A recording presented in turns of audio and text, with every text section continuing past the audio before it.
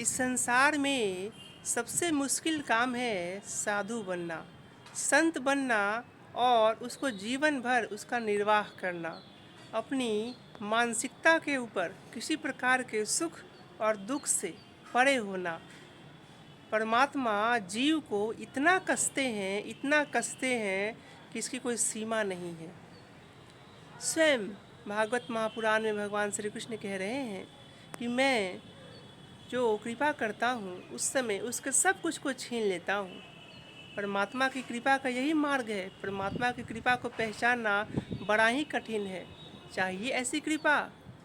ईश्वर को प्राप्त वही मनुष्य कर सकता है जो भगवान के द्वारा दिए हुए सारे कष्टों को, सुखों को और दुखों को झेल सकता है और उसको कृपा रूप में अनुभव करता है कि नहीं, जो कुछ भगवान कर रहे हैं कृपा से कर रहे हैं। स्वयं शिव महापुराण में जो भगवान माता सती को ज्ञान का उपदेश दे रहे हैं उसमें यही तो कह रहे हैं कि परब्रह्म परमात्मा जो कुछ करते हैं हमारी भलाई के लिए करते हैं।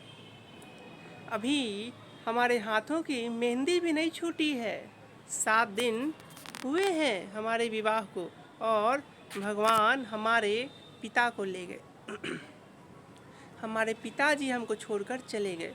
हमारे जीवन का सब कुछ उन्हीं पर निर्भर था, नमक से लेकर चीनी तक और जल से लेकर दूध तक।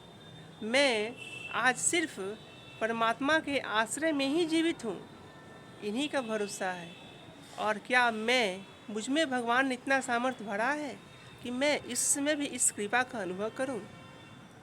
माँ रो रही है, घर के स्वजन रो रहे हैं।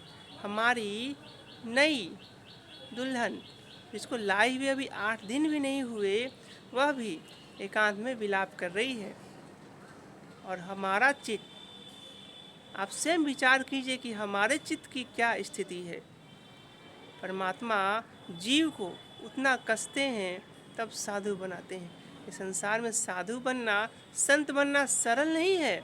संत का चोला ओढ़कर, संत का भेष बनाकर लाखों करोड़ों कमा कर खाने वाले भयंकर नरक में गिरते हैं और अपने जीवन में जब वह परिस्थिति भगवान देते हैं तब उनकी बात जगत में प्रसिद्ध हो जाती है। किंतु जो स्वयं उसको सह रहे हैं, अनुभव कर रहे हैं, अनुभव करने के साथ साथ हर क्षण उस अवस्था से गुजर रहे हैं, ना तो नेत्रों में अश्रु हो ना ही चेहरे पे कोई विलाप, उसको कहते हैं ईश्वर ज्ञान प्राप्ति का मार्ग। उसको ईश्वर अपने मार्ग में जो लाए हैं ज्ञान प्राप्ति के लिए, उसी को सच्चे ज्ञान और ईश्वर की प्राप्ति हो सकती है जो ईश्वर के बनाए हुए हर विधान को हृदय से स्वीकार करता है।